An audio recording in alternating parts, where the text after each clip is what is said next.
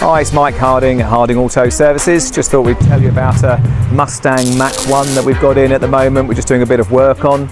So this car is in for some exhaust upgrades and some intake upgrades that we get the parts from Steeda, a very famous manufacturer of performance upgrade parts for Mustang.